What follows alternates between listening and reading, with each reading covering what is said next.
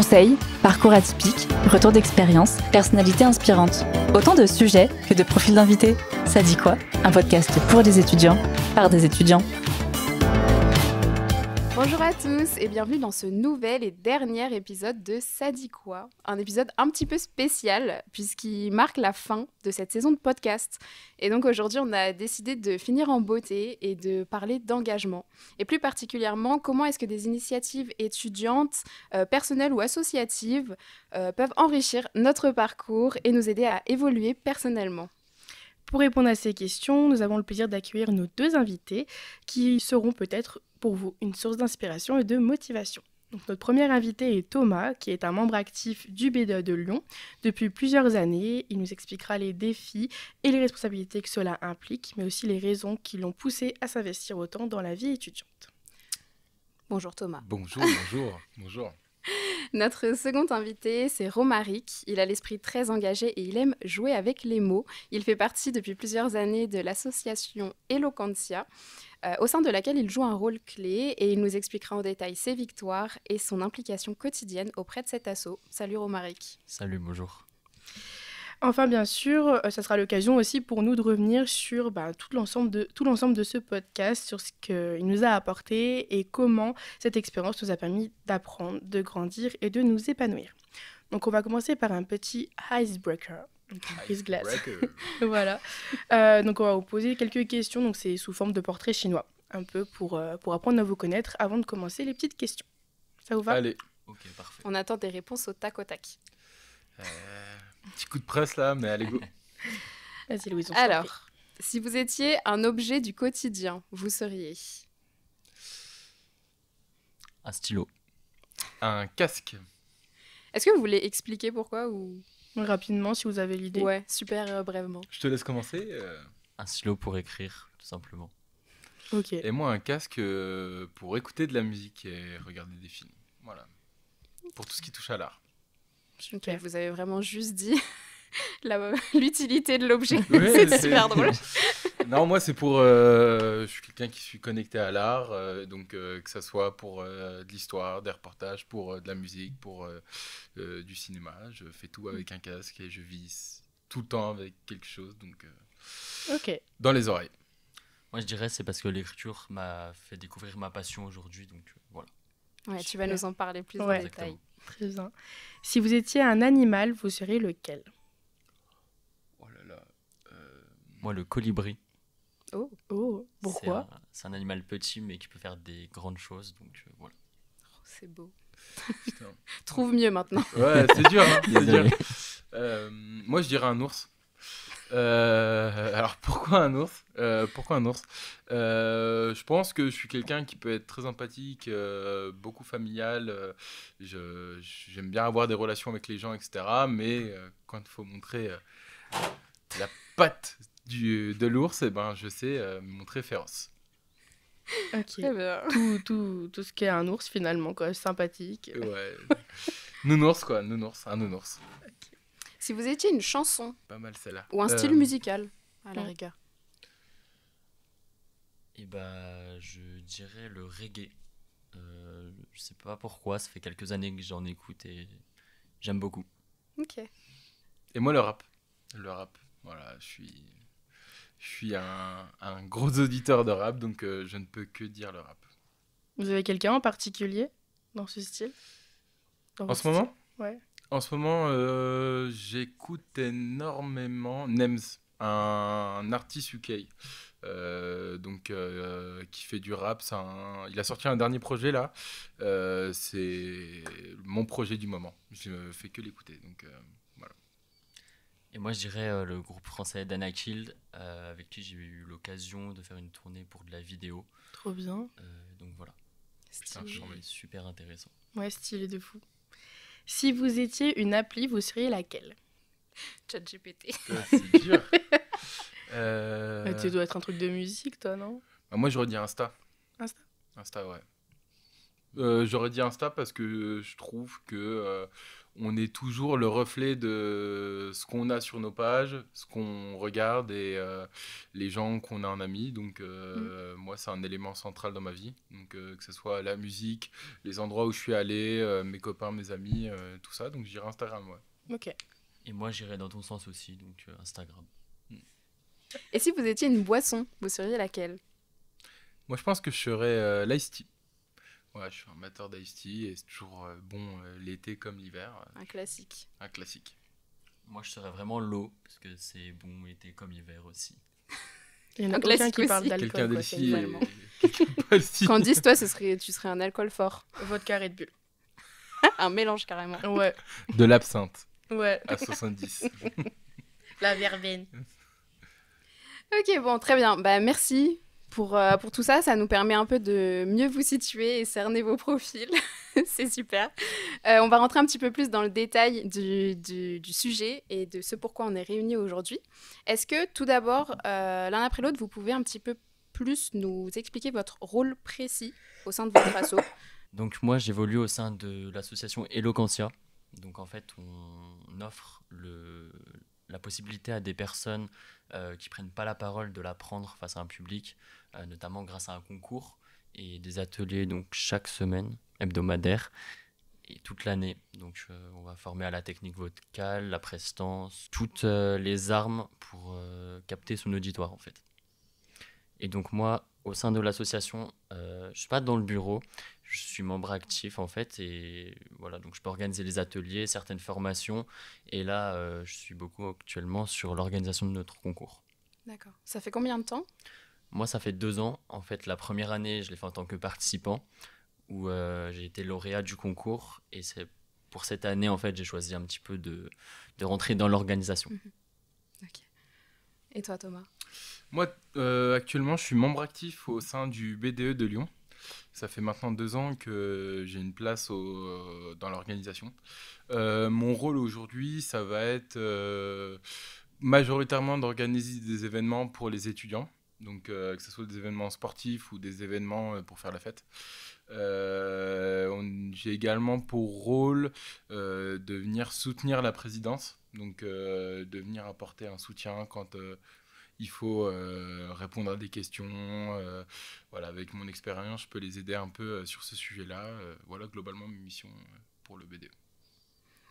Et c'est quoi qui vous a donné envie de vous lancer là-dedans, de commencer dans ces assos-là respectives? Alors, pour ma part, mon aventure dans l'organisation d'événements pour les étudiants, elle a démarré il y a 3 ans. Au sein d'une ancienne école, j'ai organisé un bal de fin d'année, un gala. Donc, j'ai commencé tout doucement la création d'un BDE. Et j'ai toujours aimé participer à la vie active d'une école. Donc, c'est-à-dire venir rencontrer des gens, se nouer des liens entre les gens, participer vraiment à l'événement et à entre guillemets le bien-être, même si c'est un mot très fort, le fait qu'un événement puisse avoir tout ce qui, enfin un étudiant puisse avoir plein de choses à faire et puisse s'épanouir dans sa vie d'étudiant, avoir un petit plus quoi. Concrètement, c'est ce qui me donne envie, c'est un peu la motivation qui a été dans mon entrée dans le BDE. Intéressant. Donc pour moi, en fait, la rencontre avec l'art oratoire, pour beaucoup, elle se fait en sens inverse. C'est souvent l'art oratoire qui vient à la personne. Moi, pour donner un petit peu de contexte, depuis que j'ai 16 ans, je travaille dans une ONG où on agit au Togo, au Niger, pour scolariser des jeunes filles. Et donc moi, je suis parti travailler donc, plusieurs fois, 2020, 2022 et 2023. 2023, on a eu un coup d'État au Niger. Donc j'ai dû rester bloqué là-bas, puisque frontières fermées, etc. Et en fait, ça a été toute cette situation que j'avais jamais vécue encore, où en fait on est dans la pire période de notre vie et en même temps dans la meilleure, parce que du coup on savoure tous les instants présents, parce qu'on ne sait vraiment pas de quoi va être fait demain. Et ce sentiment, j'avais envie de le repartager en rentrant. Quand je suis rentré, en plus, j'ai un proche qui est rentré en détention, donc ça a rajouté des choses à raconter. Et j'avais, moi, le besoin d'en parler. Et donc après, tout naturellement, je me suis dirigé vers Eloquentia. Donc pourquoi? Quand j'étais dans mes études, donc en DUT carrière juridique, il y avait une fille en fait de l'IUT qui, elle, était en finale Eloquentia. Et donc je me suis dit, cette année, c'est la mienne, quand je suis arrivé ici à l'ECMA. Et donc j'ai suivi après la formation pendant 1 an. Waouh. Vraiment. Waouh. Mais t'avais 16 ans quand t'as été bloqué? Non, c'était en 2023, juste Ah, avant ok. d'arriver à l'ECMA. En Donc plus, c'est récent, quoi. j'avais 20 ans. Mais c'est fou. Ok, mais donc en plus, tu peux nous parler au-delà d'Eloquentia aussi Oui. de ton expérience au sein de cette ONG. Je suis dans Euh, plein je- d'assos, donc je peux parler de C'est plein trop d'assos génial. différentes. Tu peux nous parler de toutes. Vas-y, si tu as d'autres noms d'assos ou expériences à partager. Ouais, pas de souci. Bah, concernant l'ONG, donc c'est l'ONG Appui, euh, qui agit du coup en Afrique. Donc après ces expériences, là actuellement je suis toujours dans cette association, mais je m'investis un petit peu moins. Maintenant je m'investis plus dans l'éloquence, donc j'ai pu donner des ateliers pour former des personnes dans plusieurs assos à Lyon. On a éloquence du bégaiement déjà, donc c'est des personnes qui bégayent ou qui bredouillent, et donc en fait on les forme à la prise de parole pour un concours qui a eu lieu en février. J'ai pu former à l'association Elsa au sein de l'UCLI, à étudiants musulmans de France, au lycée Al-Kindi. Enfin, voilà, dans plusieurs assos différentes, j'ai formé. Mais je reviens toujours à Eloquentia, c'est toujours mon asso de cœur. Mais voilà, je suis dans plusieurs assos et là bientôt je vais prendre la présidence d'une asso qui elle est un peu différente en fait. On travaille dans le carcéral pour les mineurs qui sont en centre éducatif fermé, donc aussi par la prise de parole, mais ça va plus loin, c'est aussi dans un accompagnement professionnel. Ok, Donc c'est voilà. hyper intéressant. Et ça te vient d'où cet engagement Enfin, c'est ça depuis que tu es jeune, tu es autant engagé ou c'est en grandissant au fur et à mesure de tes expériences que tu je sais pas que tu as des contacts ou ça te vient d'où? En fait, quand j'étais petit, j'étais vraiment silencieux, je parlais pas. Mes parents, en fait, ils croyaient que je parlais juste pas, que j'avais un handicap, et après, j'ai parlé tard, quoi. Et donc, en fait, j'étais super réservé, mais c'est cet asso, donc l'ONG au Niger, qui en fait m'a donné cette possibilité de m'ouvrir. Donc, notamment, en fait, par l'élaboration du premier projet où on est parti au Togo. Et en fait, après, j'ai rencontré des gens et de fil en aiguille, en fait, on m'a proposé une opportunité, j'ai accepté, et après, j'ai évolué comme ça. Et donc, aujourd'hui, c'est compliqué d'être dans toutes les assos, parce qu'en plus, il y a l'école, le travail, Ouais. mais c'est ce qui me fait vivre. Et donc, je lâcherai ça pour rien au monde. Et comment tu l'as trouvé cette première asso? Dans mon lycée, Ok. en fait, quand on arrivait en seconde, on devait choisir un enseignement. C'était SES ou gestion. Et nous, en fait, la spécificité du lycée, c'était SES solidaire. Et donc, en fait, la professeure de ce cours, c'est la directrice de l'ONG. Ok. Donc, en fait, très vite, en fait, c'est avec ce lycée qu'on a préparé notre projet au Togo. Et donc, très vite, en fait, on a bien sympathisé. Et après, moi, je suis rentré dans le conseil d'administration l'année d'après. Et là, ça fait 5 ans que je suis dans le CA. Génial. Ouais, waouh, Effectivement, franchement. ouais, bouche cousue. Ouais, on s'attendait pas à tout ça, Ouais, mais ouais. c'est vraiment trop bien. Et toi, Thomas, est-ce que tu te voyais avant, enfin, tu te voyais être autant impliqué dans l'association, enfin, ouais, l'association, Dans c'est la quoi vie BDE, ça étudiante. veut dire quoi? Bureau des C'est bureau étudiants. des Ouais, étudiants. bureau des étudiants. Effectivement, ouais. Non, honnêtement, non. J'ai toujours eu une petite fibre sociale à avoir la chance d'aller vers les gens et que les gens viennent un peu vers moi. Donc, établir des relations, c'était plutôt quelque chose de simple pour moi. Je pensais pas que je prendrais les 3 dernières années et que j'allais tout le temps être dans des organismes, donc des BDE, quoi, concrètement, je pensais pas. Mais je suis ultra satisfait parce que je trouve que ça apporte beaucoup. C'est vraiment une chance de pouvoir participer au quotidien à l'élaboration, aller voir des gens, voir des rencontres en fait. C'est ça c'est une des meilleures satisfactions que je peux avoir au BDE. C'est vraiment qu'un étudiant rencontre du monde, qui ne se sente pas seul et qui en plus de ça passe un bon moment dans la création d'événements. Donc c'est le plus satisfaisant. Ouais, parce que toi, tu nous en parlais un petit peu aussi avant le début de l'épisode, mais au-delà du BDE, tu as aussi des projets un peu plus perso, qui te permettent aussi de rencontrer du monde. Je sais pas si tu veux en parler. Si, je peux carrément en parler. Là, actuellement, avec un ami, on est à la création de soirées. Donc, avec des DJ qui viennent mixer. qui viennent mixer. Pour une clientèle entre gros guillemets, donc pour des gens qui sont amateurs de hip-hop, j'aime bien ce principe-là. Alors là, c'est en dehors du BDE, mais le principe de faire vivre la culture. Je trouve que c'est quelque chose qui est essentiel.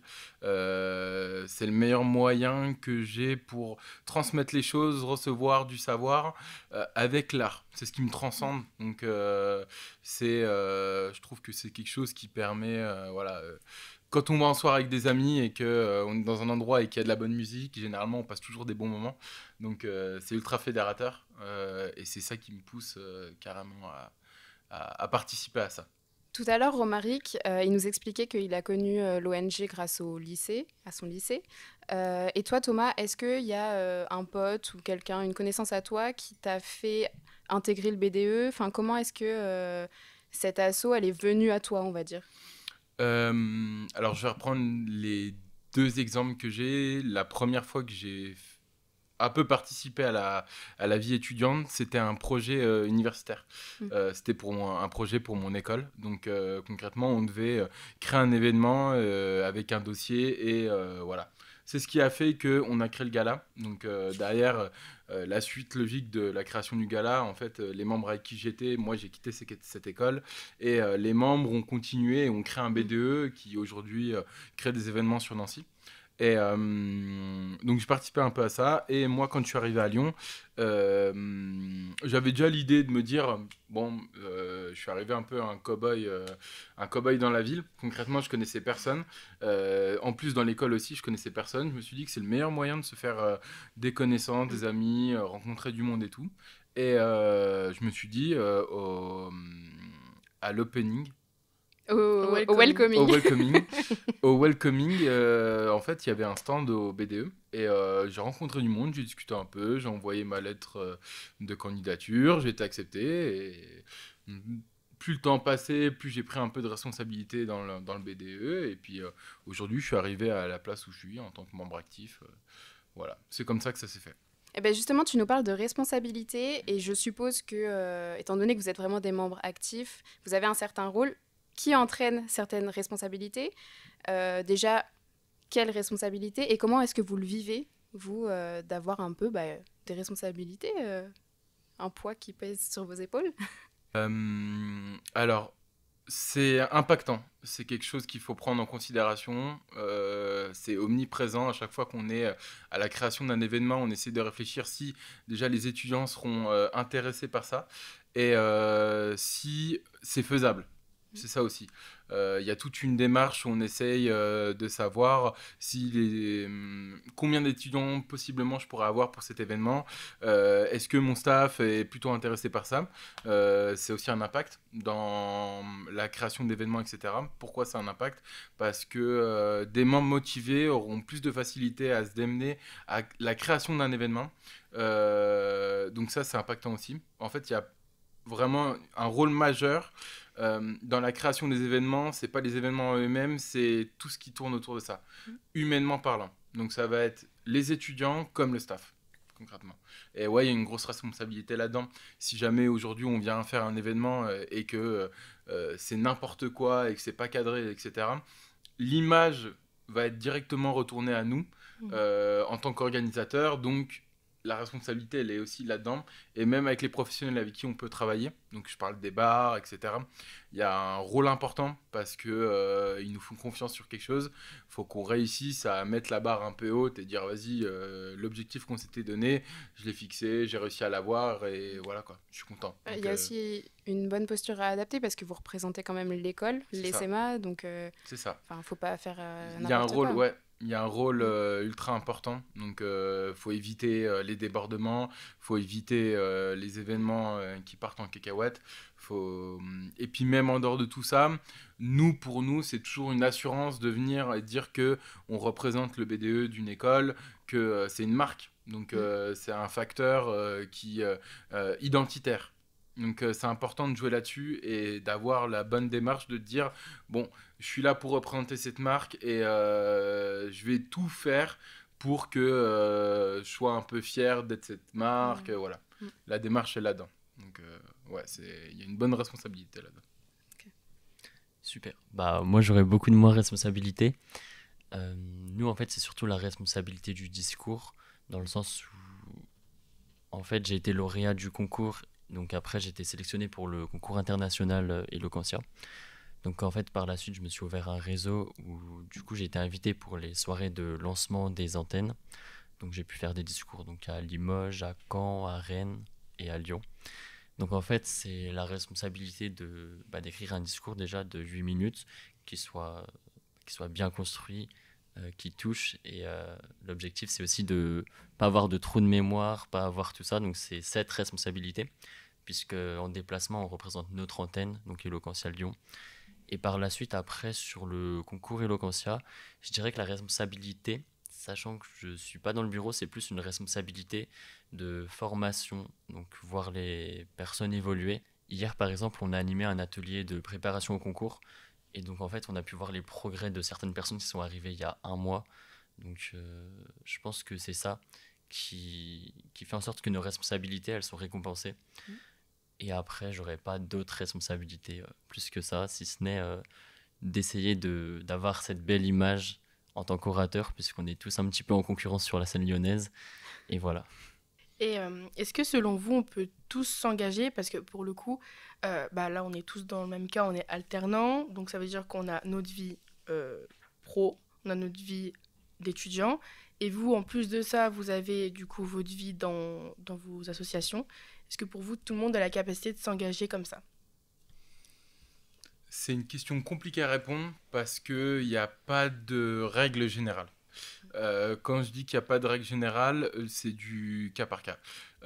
Quelqu'un qui fait un 35 heures classique, qui n'a pas d'activité en dehors, et bien sûr, lui, il a la porte ouverte pour trouver une activité à faire. Donc là, je ne parle pas forcément pour le BDE, mais pour tout type d'activité, il a le moyen il a le temps. C'est le plus grand facteur. Et la motivation aussi. Mais pour moi, le temps joue beaucoup. La motivation, on arrivera toujours à la trouver. Si quelqu'un aimerait faire quelque chose, on peut toujours se lancer dans quelque chose. Mais c'est sûr que aujourd'hui, ce qui permet et ne permet pas à des étudiants de se lancer dans l'associatif, c'est la séparation étudiant, pro et perso. Pour moi, c'est là où il y a le plus de difficultés parce que on est des étudiants en alternance, on a une responsabilité au travail, on a une responsabilité en tant qu'étudiant et on a aussi notre perso, donc famille, amis, amour. Donc c'est toujours dur de faire la part des choses et de se trouver, dégager du temps pour cette activité-là. Mais pour moi,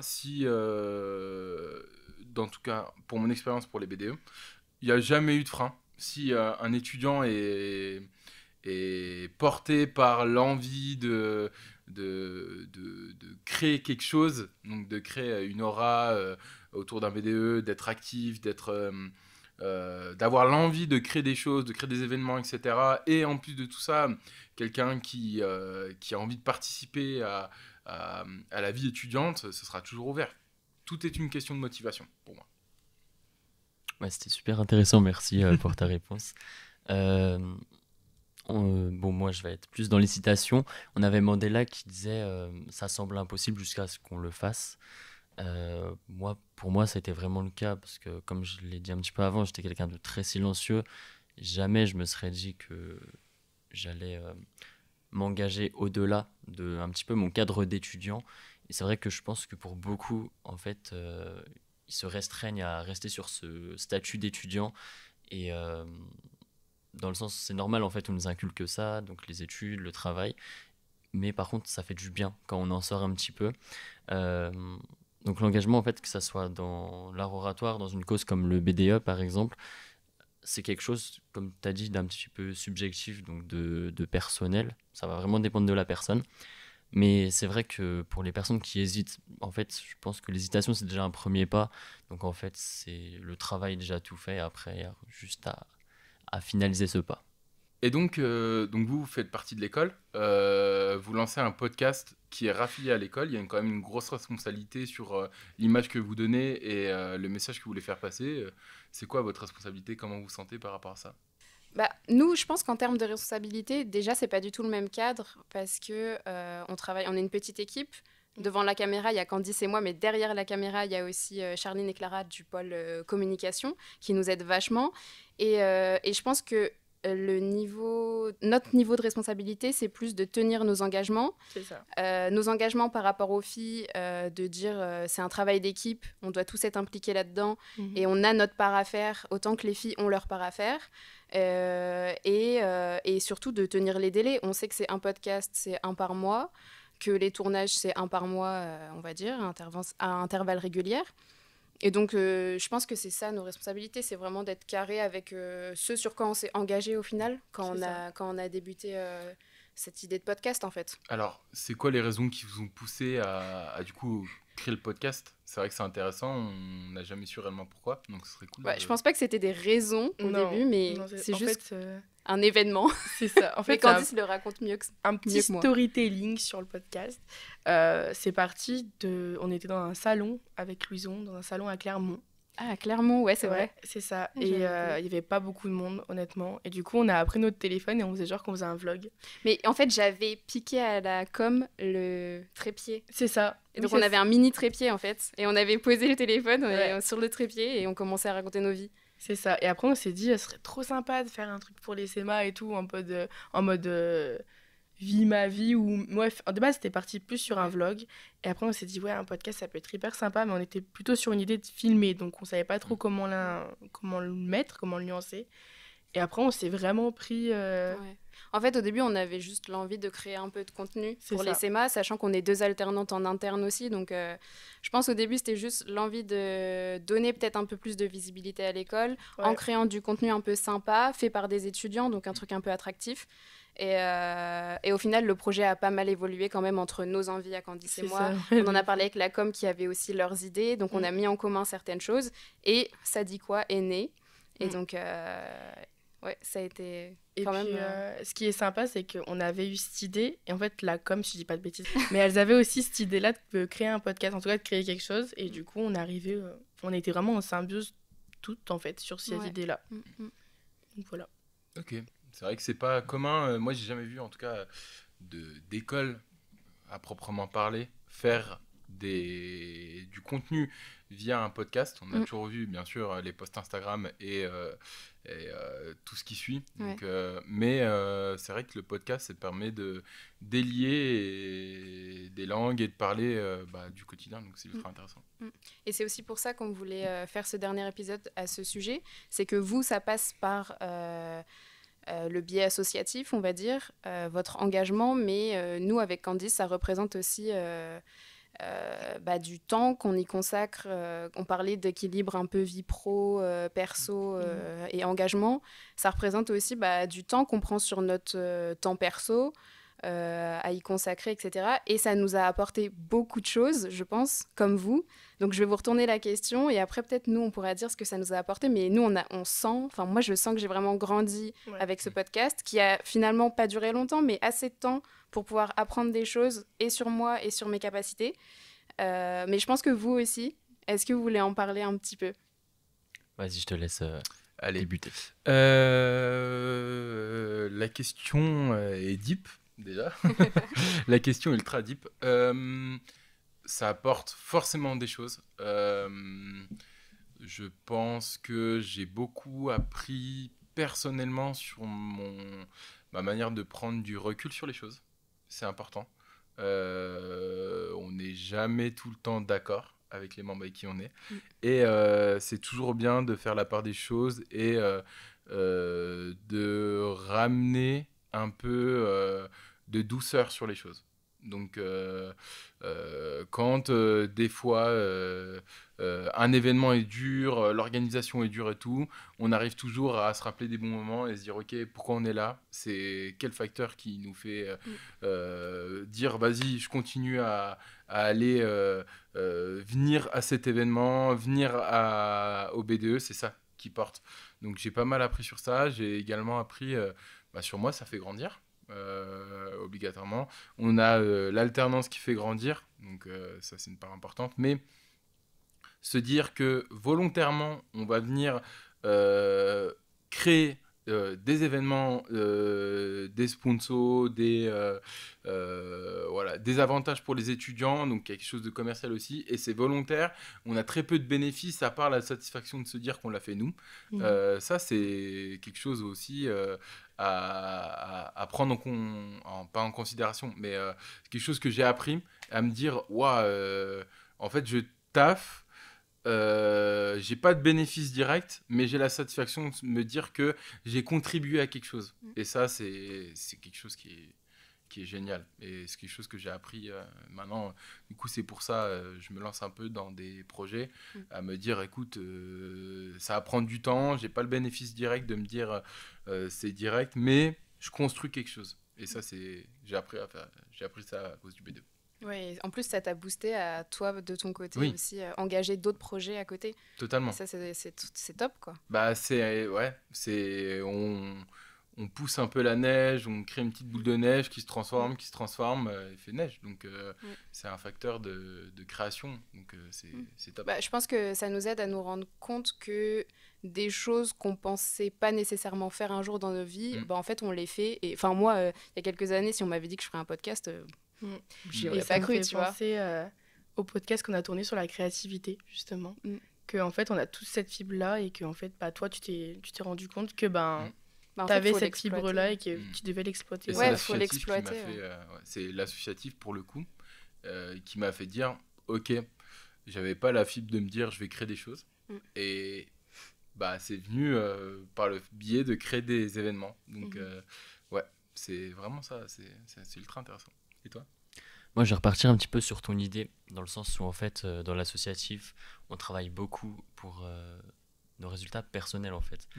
Je pense que beaucoup de personnes, en fait, comprennent pas forcément l'engagement, dans le sens où, en fait, elles se disent, mais travailler pour rien en retour, qu'est-ce qu'on y gagne ?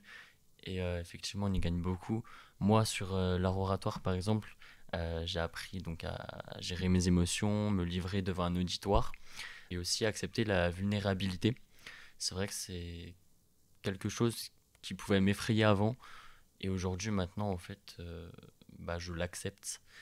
Donc en fait, j'ai aussi compris que concernant l'art oratoire, c'était pas seulement une technique de communication, mais c'était aussi quelque chose de plus grand. Donc en fait, pour comprendre la personne, toucher et aussi transmettre des messages qui peuvent être puissants.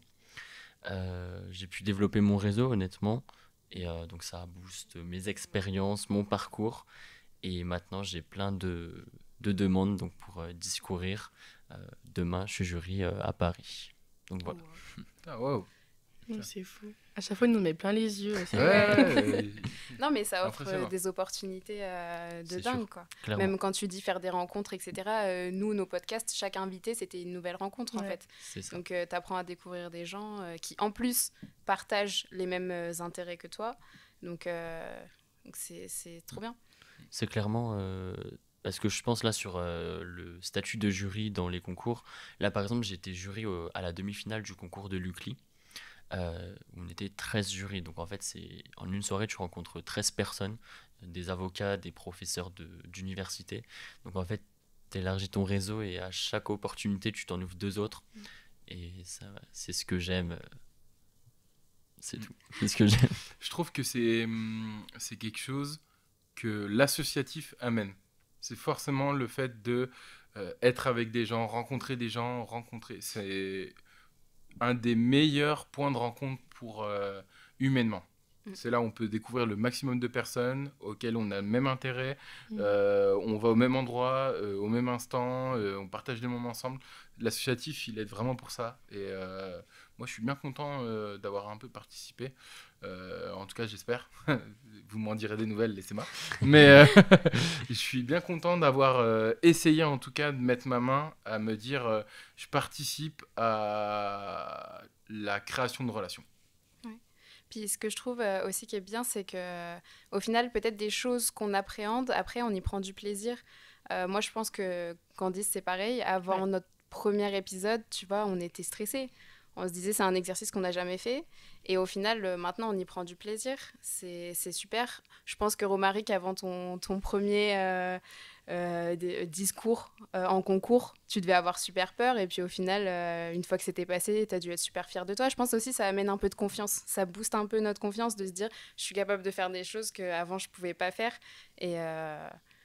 Je peux même pas m'imaginer de faire une oration devant des gens. En fait, pour le coup, c'était même pas devant parler à un public qui me faisait peur. Et c'est ça aussi que j'ai découvert. En fait, j'avais plus peur de parler en atelier face à 10 personnes que je connaissais bien. Sur le concours, je n'ai pas du tout ressenti cette peur. Parce qu'en fait, donc sur Eloquentia Lyon, on est à peu près devant 150 personnes pour les finales, demi-finales. Et en fait, ça fait un mur de personnes. Ce qui fait que on va pas s'arrêter à la réaction d'une personne ou d'une autre. On a un mur devant nous, en fait. Et donc, c'est moins stressant devant beaucoup de personnes que devant quelques personnes. Ouais, là, par exemple, je suis plus stressé de parler là que devant un public. Ok, ouais, mais c'est compréhensible. Ouais, il y a l'émotion qui vient jouer, tu vois la réaction des gens. C'est ultra impressionnant. Je pense que c'est un exercice pas facile. Et pour toi, Luison, je te tourne la question. Qu'est-ce que ça t'a apporté, ce podcast? Je t'ai coupé. Non, mais je trouve que ça m'a beaucoup aidée sur ma prise de parole. Vraiment.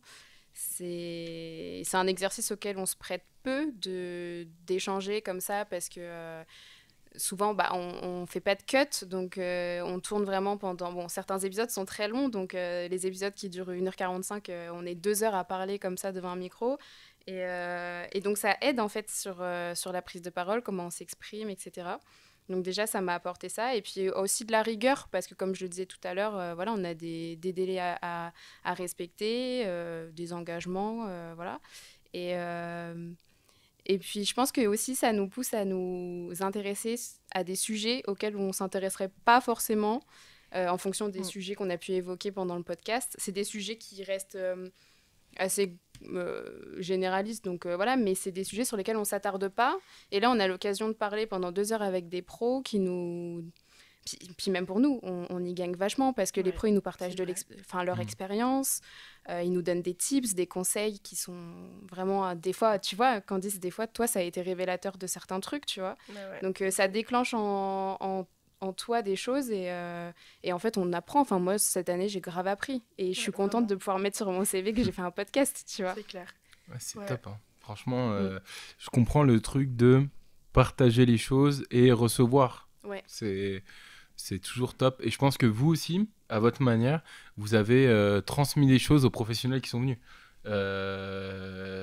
Forcément il y a un échange, c'est ce que je trouve le plus intéressant dans tous les cas, dans toutes les formes qu'on pourrait avoir, que ce soit dans l'oration, je pense que ça doit être pareil. On est toujours dans j'exprime quelque chose, j'exprime un besoin ou quelque chose, et je le reçois, et c'est des échanges. Et ça amène toujours ça monte ta personne quelque part. Voilà. Ouais, moi, ce que j'ai vraiment apprécié dans tous ces podcasts, c'est que ça m'a ouverte vraiment à écouter davantage autour de moi tous les sujets en fait, parce que c'est vrai que je m'arrêtais à ce que j'aime et c'est tout. Et là en fait d'avoir fait des podcasts, au début je me disais le sujet je suis pas chaud parce que c'est pas ce qui m'intéresse. En fait d'écouter vraiment, d'échanger, mais en fait ça m'a appris vraiment, maintenant j'écoute de plus en plus, je suis beaucoup plus intéressée et j'ai aussi appris à avoir de la patience, à écouter vraiment ce qu'on me dit. Et comme tu l'as dit, moi ça m'a aidé de fou dans ma vie perso. Sur des trucs je pensais être pro entre guillemets, avec les CV, moi c'est mon taf littéralement de courrier des CV, etc. Et en fait j'ai appris encore et c'est génial, et après je peux retransmettre et ouais, c'était trop kiffant. Et la rigueur aussi, moi là-dessus je suis nulle, et là heureusement que j'avais Louison et les filles de la com pour me dire quand ils se bougent pas les fesses parce que c'était un point noir. Et là non, ça m'a vraiment aidé, j'ai vraiment aimé cette expérience pour le coup. Et comment est-ce que vos proches... alors, Thomas, c'est un peu différent parce que l'organisation de soirées étudiantes, ça reste dans un cercle assez étudiant. Donc, je ne sais pas à quel point tes proches contribuent à ça. Mais quand je dis proches, ce n'est pas nécessairement la famille. Mais comment est-ce que vos proches, ils vous soutiennent ou que pensent-ils de votre engagement actuellement? Je te laisse commencer. Allez, pas de souci. Donc moi, concernant mon engagement l'année dernière, donc je suivais juste les ateliers. Donc j'avais mes proches qui m'ont beaucoup soutenu, notamment dans les phases finales devant un public. C'est vrai que par exemple, moi, pour ma finale, j'avais une question, c'était sommes-nous ce que les autres font de nous? Donc en fait, je commence mon texte où je dis papa, maman, merci de m'avoir fait. Ils sont dans le public, ma mère qui pleure direct. Tu vois, ça me prend aux tripes et en fait, bah, ça m'aide de fou pour ce discours. Donc en fait, ils ont été d'une grande force. Et par la suite, maintenant, je suis tellement dans plein d'assauts que je rentre moins, je vois moins ma famille, mes amis.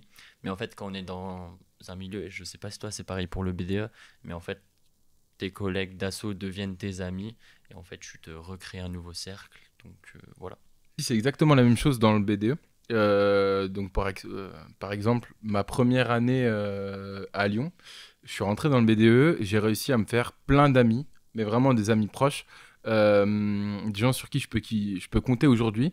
On a vraiment développé une forte relation et c'est le BDE qui m'a permis de créer cette relation.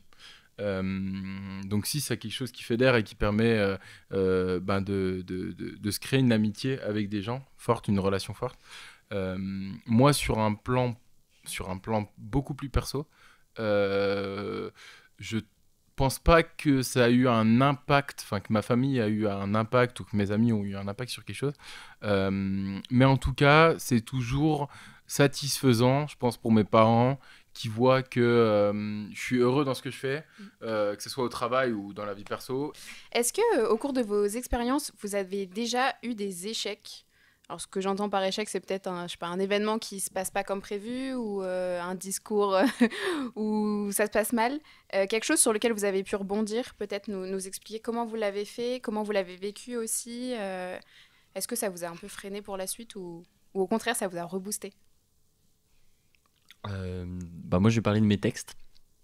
C'est vrai que des fois, je fais plusieurs concours en même temps, plusieurs textes en même temps. Là, sur le mois de février, en fait, j'ai fait 2 concours, le prix Confluence et le prix Calliope de l'association Droit Sciences Po à Lyon 3.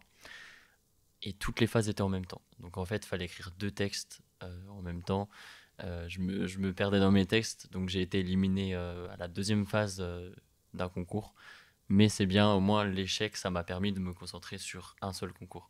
Et sinon, en termes plus global, c'est vrai que l'échec, on en apprend beaucoup dans l'art oratoire. En fait, à un concours, quand on perd dès le départ, on va avoir plein de retours pour s'améliorer. Quand on perd à la finale, on va juste nous dire oui, mais il fallait départager.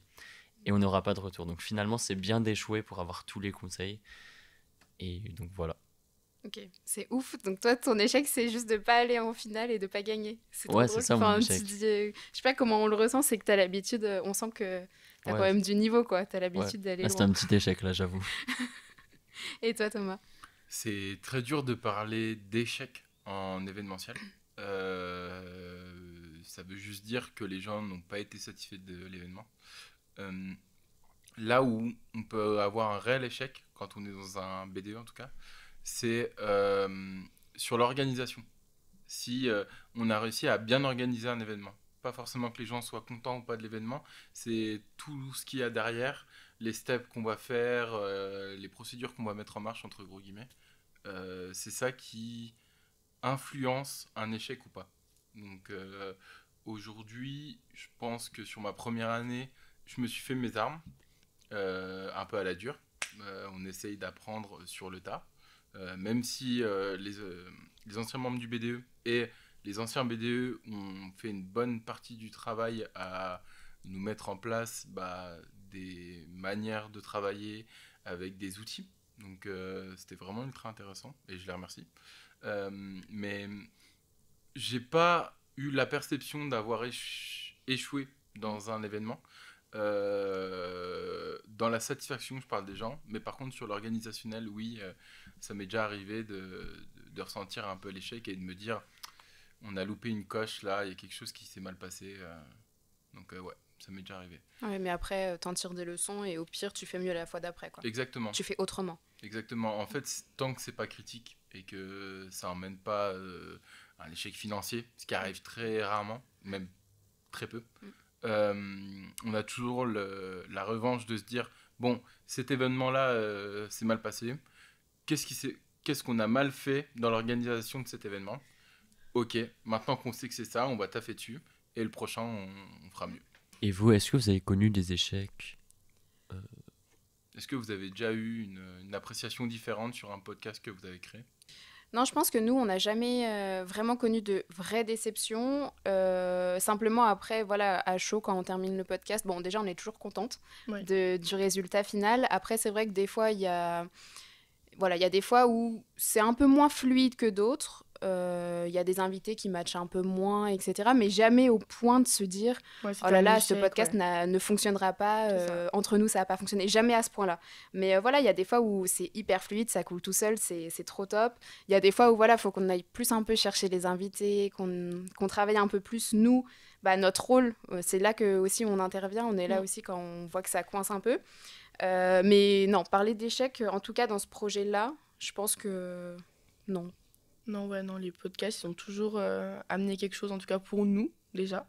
Donc non, il n'y a jamais eu un podcast où on s'est dit, là, ça n'a pas fonctionné, ça n'a pas matché. Non, pas Non. jusqu'à là. Ouais, pas à ce point-là.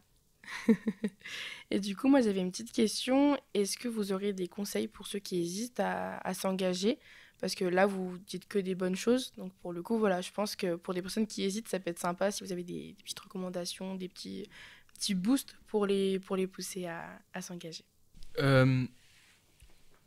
Moi, le meilleur conseil que je peux donner à quelqu'un qui veut se lancer dans la vie étudiante, c'est de parler avec les gens. C'est de s'ouvrir, de discuter avec des gens qui sont dans des BDE, de comprendre quelles sont les missions, entre gros guillemets, donc où ils vont, et les responsabilités. Alors moi, tout à l'heure, j'en ai un petit peu parlé.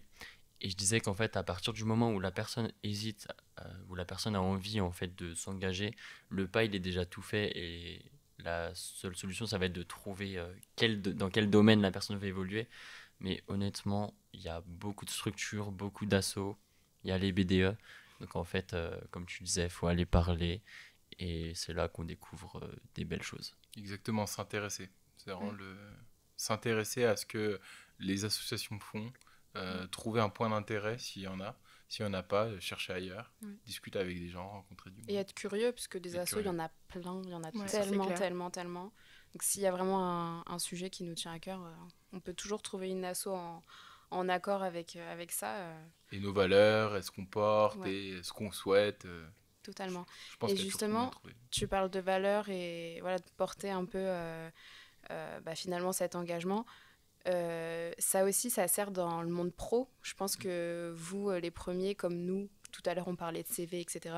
C'est aussi un gros atout, je pense, dans le monde professionnel, d'arriver en tant que jeune étudiant et d'apporter un truc en plus, de dire moi je suis engagée, j'ai des valeurs, j'ai des choses que je défends, etc. Vous arrivez à le mettre en valeur, en avant comme ça, dans le monde professionnel? Moi, de mon côté, oui. Eloquentia, la devise d'Eloquentia, c'est respect, écoute, bienveillance. Ça a été créé à Paris et après, ça s'est étendu à toute la France, puis maintenant dans le monde.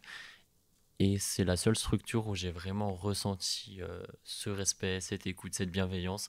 Et en fait, aujourd'hui, ça m'aide parce que même moi, je me trouve humble en fait dans les concours. Le plaisir, c'est pas vraiment d'être en concurrence dans une finale ou dans un concours, c'est vraiment de vivre cet événement ensemble. Là, fin février, j'ai vécu une finale et en fait, je retiens que l'entraide qu'on a eue entre tous. Et du coup, c'est vrai que c'est des valeurs qui sont transposables dans tous les domaines, donc professionnel, familial, associatif aussi. Et c'est génial. Moi, oui, c'est quelque chose que je peux mettre en avant. Pas forcément sur un CV, mais expliquer lors d'entretiens ou alors simplement au travail que je suis engagé dans une association. C'est le moyen de dire que je me suis fixé un objectif, j'ai pris une responsabilité dans quelque chose et je sais la tenir. Je vais quelque part, j'ai un objectif, j'ai un projet. Donc c'est expliquer aux entreprises et dire aux entreprises que je suis en mouvement et que je tiens mes responsabilités. Et justement, tu parles de tenir la responsabilité. Est-ce que vous vous voyez continuer à être engagé dans des associations? Est-ce que c'est quelque chose maintenant qui fait partie de vous? Est-ce que vous allez continuer ou pas? Oui, moi de mon côté, comme j'ai un petit peu expliqué, je vais prendre la présidence d'une asso dans le milieu carcéral. Et au-delà, je vais continuer à former dans plusieurs assos en prise de parole. Et à Eloquentia, je tiens vraiment à garder cette casquette de membre actif et de ne pas être pleinement dans le bureau. Mais le but, ça va être d'organiser des ateliers de simulation en concours toute l'année pour préparer nos candidats qui sont toujours présents pour le concours. Ok, super. Moi, de mon côté, je ne pense pas, parce qu'aujourd'hui, je suis en dernière année d'études, ce qui veut dire qu'à partir de l'année prochaine, je ne serai plus étudiant. Je pense que je continuerai à participer à le partage de culture, donc via mes projets perso. Pour moi, c'est le meilleur moyen de faire vivre ce domaine-là par les moyens-là, donc en organisant des soirées, en préparant de la musique, en partageant des moments, etc. C'est comme ça que je continuerai sur mon chemin et sur mes volontés. Mais je ne pense pas m'engager dans une nouvelle association, en tout cas dans les années qui suivent. Ok. Et toi, Candice? Est-ce que vous comptez continuer le podcast ou... Alors non, comme on l'a expliqué, c'est le dernier podcast. Donc, et puis nous, après avec Louison, on arrête nos études également. Donc on n'aura plus l'occasion de faire ce podcast-là. Mais pour le coup, je pense que si j'ai une autre occasion, alors pas forcément sur un podcast ou autre chose, je pense que je le ferai. Parce qu'en vrai, avant, je n'étais pas du tout engagée ou quoi. Je m'arrêtais vraiment à mon train de vie salarié, étudiante et ma famille, tout ça. Et maintenant, j'aime bien quand même faire autre chose à côté. Donc, En fait, ça nous ouvre d'autres perspectives. ouais. Là, voilà, comme tu le dis, c'est la fin du podcast, même si c'est pas un podcast, mais peut-être que là, tu vois, je suis plus ouverte à avoir créer des autre idées, chose, ouais. à innover, peut-être ailleurs, peut-être plus à l'ESMA, mais en tout cas à apporter une idée comme ça, un peu novatrice, en mode... c'est un concept, quoi, et c'est trop bien. En tout cas, je pense que ça nous ouvre plus à l'idée de faire autre chose, même si on arrête le podcast SMA. Voilà. Ok. Je pense que c'est bon pour les questions. Merci beaucoup d'avoir répondu. Maintenant, on passe à une partie un peu plus fun, si je peux me permettre. On va passer à un petit jeu que Louison nous a concocté. Donc, je la laisse expliquer ce petit jeu. Alors, comme on l'a bien compris, donc Thomas, toi, t'es plus calé en organisation. Parce qu'en plus, l'année dernière, tu étais quoi? Tu m'as dit J'étais responsable événement. Responsable event. Donc, t'es un peu calé en termes d'orga, etc. J'espère. Et toi, Romaric, c'est plus du coup prise de parole, etc. Donc, le petit jeu qu'on vous propose, c'est qu'on va vous dire des événements qui sont un peu insolites, qui sont imaginés. Et toi, Thomas, tu vas pouvoir nous répondre à la positive ou à la négative si tu aimerais organiser cet événement en question dans le cadre du BDE ou autre. Et toi, Romaric, si tu aimerais être le speaker lors de l'événement, être l'animateur lors de ces événements un petit peu atypiques. Ok. Et nous, on va dire si on veut y participer, C'est si ça. vous nous donnez envie ou pas, ou si ça nous intéresse grave pas. Alors, la première, c'est une remise des diplômes déguisée.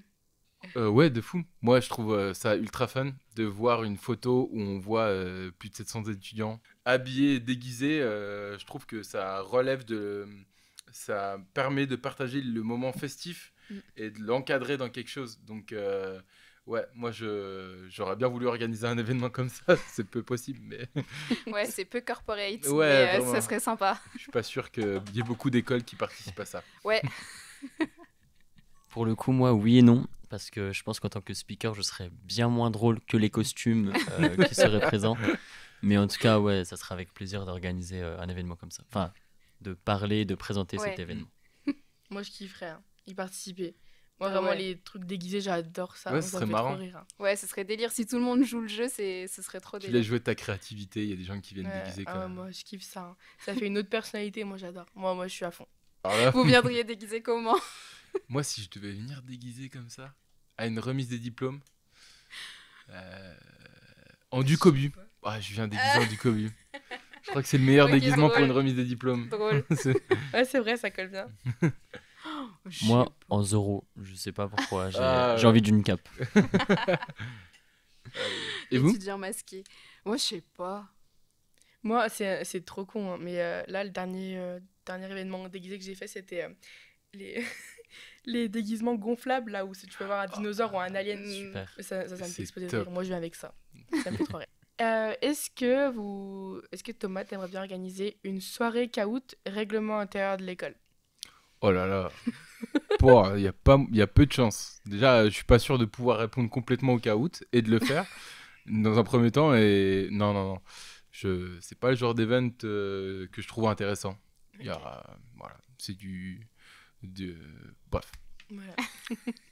Moi, je pense que je me ferai insulter selon la durée des réponses. Caout, ça va vite. Toi, t'as le pire. Si tu fais ça, Le pire t'as rôle. le pire Ouais, rôle. grave. C'est terrible. C'est Mais vrai. bon, on C'est accepte vrai. le défi. Et vous participerez? Ah non. participerez? Oh non, Ouais, non, c'est- vraiment pas. Vraiment. Ah là là. Ah, pourtant, j'adore les caouts. Hein. Mais, Ouais, mais là, non. sur le thème, non merci. Les 50 ans du directeur de l'école. Alors, je suis pas sûr de pouvoir répondre à cette question. T'as une responsabilité quand tu fais ce genre d'événement. Je pense que je le ferai, mais pas tout seul. En fait, c'est risqué. Ouais, C'est il risqué y a un de ouf. risque. Il y a un risque. Je veux mon diplôme quand même à la fin. Ouais. Hein. N'oublie pas, je suis étudiant, donc je le ferai et j'aurai une bonne bande à côté de moi. Mais tu ferais un truc Plein de fun personnes. ou Ouais. un truc corpo, genre? Je pense que le début de la soirée sera très corpo Ouais. et le fun viendra juste après. Mais je veux être sûr d'être accompagné de plein de gens, au moins une dizaine de personnes, que si ça se passe mal, c'est pas ma responsabilité. Ouais. Je suis pas là-dedans, moi. Mais Ok, bah moi, si ça serait... Wow. Ouais, moi, si c'est après la remise des diplômes, je le ferai. Mm. Mais on va sécuriser le diplôme quand même. euh, On prend C'est pas des trop de petits risques. joueurs quand même. Hein. Ça me chauffe. Un tournoi inter-école de chaises musicales géantes. ah, mais direct. C'est Moi, je le fais génial. direct, c'est top. Il y a un peu, alors c'est pas réellement la même chose, mais il y a un peu dans le même esprit les marathons. Concrètement, c'est plein d'écoles de commerce qui se retrouvent au même endroit. Ouais. Enfin, plein d'écoles de commerce, plein d'écoles de manière générale qui se retrouvent au même endroit pour partager un délire. Moi, ça me chaufferait une sorte de compétition inter-école en disant c'est des chaises musicales, mais c'est trop bien. Moi, je le ferais direct, ouais, clairement. Moi, 200%. À Eloquentia, on fait ça des fois dans nos ateliers. C'est vrai. Où tu as une personne qui raconte une histoire et on doit insérer un mot. Quand le mot est dit, tout le monde doit s'asseoir. Et donc, on l'a déjà fait plusieurs fois. C'est super drôle. Donc, je le referai. Putain, c'est trop bien ça. C'est peut-être une épreuve à ajouter aux Olympiades. Ouais, de c'est Pourquoi quelque pas. chose à rajouter. De fou. La soirée des pires PowerPoint. Ça dépend entre qui. Ça dépend si je connais les gens qui font les pires PowerPoint ou pas. Et là, Ouais. on peut vraiment se marrer. Mais ouais, c'est quelque chose que je serais capable aussi de faire. On prend une salle, on fait ça toute la soirée, c'est Ouais, correct. c'est délire, ouais. Moi, je pense que mon PowerPoint serait dedans. Donc, impossible de présenter mon propre travail. Je serais J'avoue. obligé de rire. Moi, ça me chaufferait pas, perso. Ah ouais? Moi, je Ah casse ouais trop le délire, ouais. Non, pourquoi moi, ça me C'est ferait rire trop deux slides drôle. après. Ah ouais. Mais Ouais. justement, Ah, mais c'est ça là où dépend. est tout le piquant. Ouais, ça dépend dans quel sens tu prends pire PowerPoint. Je pense que vous l'avez pris en mode des trucs fun, quoi. Ouais, c'est ça. Ouais. Genre, Ouais. imaginons, c'est un PowerPoint de ta vie, et, tu sais, c'est les pires moments que tu as Ouais. vécu, tu vois. Ouais. Best of. Ça me fait rire, mais juste, c'est mal présenté. Ouais. Ensuite, un défilé de mode de tenue de soutenance. Non. C'est hyper boring. Ouais, c'est De boring. Oh là là. Tout le monde va s'endormir. C'est terrible. Ouais, non, pareil. Je préfère la soutenance, mais ouais, ça me chauffe pas. Bon, c'est bon, on est tous d'accord, du coup. Un qui est géant, version formateur et étudiant SMA. Ça peut être gaulerie de Mais fou. oui, Ouais. c'est trop délire, t'hésites. Ouais, mais j'essaye de m'imaginer. Et ouais, ça peut être carrément C'est trop drôle. drôle. Ça peut être carrément drôle. Ouais, Après, oui, ça dépend qui est là. c'est ça. Ouais, c'est ça. C'est Ça en dépend fait. les invités. Ouais, exactement. Mais non, ça peut être carrément drôle. J'avoue que, en fait, j'essayais de m'imaginer la scène, et ouais, archi marrant. Ouais, moi aussi, de fou. En fait, des fois dans les concours, je suis contre-critique, donc en fait, je vais chercher le petit point à tailler. Ouais. Donc je sais que là-dessus, je pourrais vraiment faire des beaux textes. Tu pourrais analyser la situation, Ouais, vraiment. poser les bonnes questions. Ça pourrait être cool. Énorme. Putain, ça c'est vraiment... Je crois que c'est le truc qui me hype le plus. Ouais. Et ça serait quoi votre événement de rêve? C'est une question un peu Ouais. bonus. Ouais, que vous pourriez faire. Vraiment, on peut faire tout ce que vous voulez. Juste vraiment l'événement à organiser Dont vous rêvez. dont vous rêvez, ouais. Moi, honnêtement, c'est un festival. Je pense que ce serait l'événement que j'aurais rêvé organiser dans ma vie. Je sais pas si j'en organiserais un, parce que honnêtement, il faut un peu d'argent, il faut un peu d'organisation, du monde et se faire connaître. Donc, j'ai pas la prétention de me dire que j'ai les capacités d'en faire un. Mais si un jour j'ai la possibilité de me dire, je vais, dans ma culture, ce que j'aime le plus au monde, regrouper un tas de gens qui kiffent ça et vibrer pendant 2-3 jours, mais c'est une folie. Moi, je serais heureux. Et bah, moi, de mon côté, ça serait créer un concours de tous les lauréats des autres concours à Lyon, regroupés dans un même, et le soir aller à son festival. Il donne de la pub, c'est mignon. Ouais. Merci. Il faut. On te J'espère donnera les qu'on sera contacts tous après. Exactement. Ok, ben, génial. Écoutez, merci pour tous ces échanges, pour tout ce que vous nous avez apporté. En amont, vous avez demandé de préparer quelques recos. C'est le moment de nous les donner. Est-ce que vous avez des choses à recommander à nos auditeurs qui sont intéressantes? Je te laisse commencer. Pas de souci. Donc moi, je suis venu un petit peu parler de l'art oratoire. Donc en fait, si des personnes qui écoutent ou qui regardent veulent aller plus loin en tout cas. Donc en fait, on a beaucoup d'auteurs. On a Bertrand Perrier, je ne sais pas si vous connaissez. C'est un avocat à la Cour d'État et qui est parrain de Eloquentia. Et donc en fait, qui a écrit le livre La parole est un sport de combat. Ça a été ma question en concours justement. Mais sinon, on va dire de manière plus locale, vous pouvez écouter le podcast Eloquentia, puisque c'est la présidente Eloquentia qui a fait des dizaines de podcasts toute cette année. Vous pouvez aussi suivre leur compte Instagram Eloquentia Lyon pour l'année prochaine. Et on a notre finale le 7 juin. Et mercredi prochain, on a la projection du film À voix haute, qui est la première année Eloquentia qui a été réalisée en film. Et du coup, vous êtes les bienvenus. Ah, Trop sympa. Trop bien. Merci beaucoup. Merci. Trop stylé. Moi, si je dois faire une recommandation, il y a un média sur Lyon qui s'appelle Culture à Lyon. C'est un des meilleurs moyens de trouver des soirées où sortir, de trouver des bons plans, de trouver soit sortir la nuit, soit sortir le jour. Donc ça propose vraiment un ensemble de choses et je trouve que ce média est pas assez connu, en tout cas sur Lyon. Mais c'est quelque chose ultra fédérateur, moi que je kiffe, le concept est top. Et si je dois mettre une autre recommandation, alors celle-là elle est plus perso, mais en ce moment je me mate pas mal sur Arte documentaire.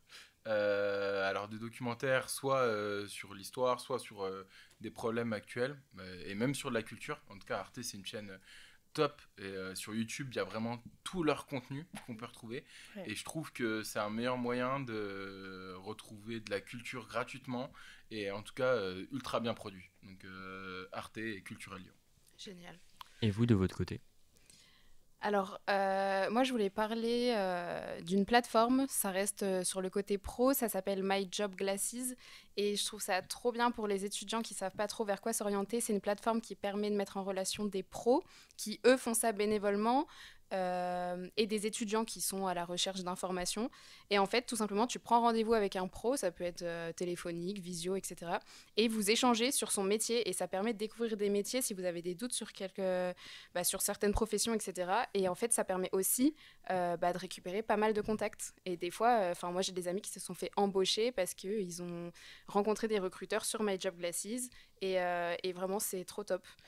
Et ensuite... Je me permets juste de rebondir sur My Job Glasses. Effectivement, moi, je l'ai fait, j'ai participé quand j'étais en études, quand j'étais en droit, donc ça m'a permis en fait d'échanger avec des avocats dans plusieurs domaines, et ça m'a permis de vraiment orienter mon stage en droit des affaires, et j'ai adoré ça. vraiment c'est une plateforme, j'aurais pu la recommander aussi. Mais en tout cas, merci d'avoir partagé ça. Ouais, c'est vraiment top. Et hyper accessible pour le coup. C'est une plateforme hyper intuitive et tout. Elle est vraiment top. Et ensuite, je voulais parler d'un compte TikTok. Ça s'appelle Career Queen. C'est la dame. Et elle vient d'écrire un livre d'ailleurs qui s'appelle Le job de mes rêves. Et c'est pareil, c'est une dame qui donne beaucoup de conseils, et notamment aux jeunes qui arrivent dans le monde du travail, un peu pour tout simplement pour gérer sa carrière, savoir où est-ce qu'on se fait un peu douiller, arnaquer, et au contraire les bons plans, un peu les conseils. Et elle donne vraiment des bons tips. Donc voilà, n'hésitez pas à aller la suivre. Et toi, Candice? Pour ma part, un compte TikTok, mais je pense que tout le monde le connaît, c'est Mazdak, parce qu'il donne des conseils sur absolument tout pour pas se faire avoir, pour pas se faire arnaquer. Tous nos droits, en fait, qu'on connaît pas. Donc ça, j'aime trop le suivre. Alors, c'est un peu cliché, mais bon, j'aime bien. Et après, très personnel, mais c'est parce que même si je suis stéphanoise, j'ai fait des actions sur Lyon. Et moi, j'adore Disney, les années 90 pour le R&B et tout. Et il y a Nostalgia Party qui font plein de soirées, et j'adore ça. Ça remémore toute notre enfance, en fait. Donc, je kiffe trop le faire. Donc voilà, c'est trop bien. Et c'est quoi? C'est sur Insta Ouais, on peut le trouver sur Insta, vous tapez Nostalgia Party. Et après, il y a une billetterie du coup pour plein de villes différentes. Moi, je suis allée que sur celui de Lyon et Rouen. Et oui, j'étais à Rouen, Louison. Mais quoi? Et du coup, après, ouais, en fait, on est vraiment... Ça fait très secte, hein, mais on est entre nous, on kiffe Disney, on kiffe Chris Brown, Jason Derulo et tout. Et on est là, on kiffe. Et il n'y a aucun jugement. Et franchement, j'adore. C'est trop cool. Petite dernière reco, je me permets. Si jamais vous êtes amateur de hip-hop, R&B, je peux vous donner des petits noms d'organisateurs de soirées, en tout cas d'organisations, qui sont top, il faut vraiment y aller. Ils amènent des gros artistes en ce moment, donc la scène Lyon commence de plus en plus à se développer et devenir de plus en plus grosse. On a Plavas, Crush, on a La Ligue, on a Hardjack. Voilà, là je vous ai déjà donné 3 noms d'organisations qui organisent des gros events à Lyon.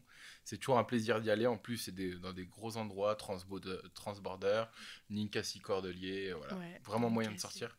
Donc voilà, allez foncer à ces events, partagez de la culture. Trop bien. Merci. En tout cas, on notera bien toutes les références de tout ce qui a été cité en barre d'infos. Comme ça, vous pouvez retrouver tout ça très facilement. Merci. Pas mal de recos hyper intéressantes et variées, donc c'est trop cool. Et écoutez, on arrive sur la fin de cet épisode de Ça dit quoi. Merci à vous deux. Merci à vous. D'avoir répondu Merci pour l'invitation. Merci beaucoup pour tous ces échanges. Merci Candice. C'est la Merci fin à toi, Louison. de cette belle aventure. Ouais. Écoutez, on espère sincèrement que ce podcast vous aura plu tout autant qu'à nous, qu'il vous aura appris des choses, que nos échanges vous auront enrichi, inspiré, motivé, tout comme nous. Merci à vous, chers auditeurs. Merci à tous nos invités. Merci à toi, Louison. Alors, on vous invite quand même à rester attentifs parce que Ça dit quoi, le podcast est fini, mais soyez prêts à voir de nouveaux contenus, de nouveaux types de formats, toujours sur des sujets qui vous intéressent et qui nous intéressent. Restez à l'affût, restez bien connectés. Ciao. Ciao, ciao. Ciao.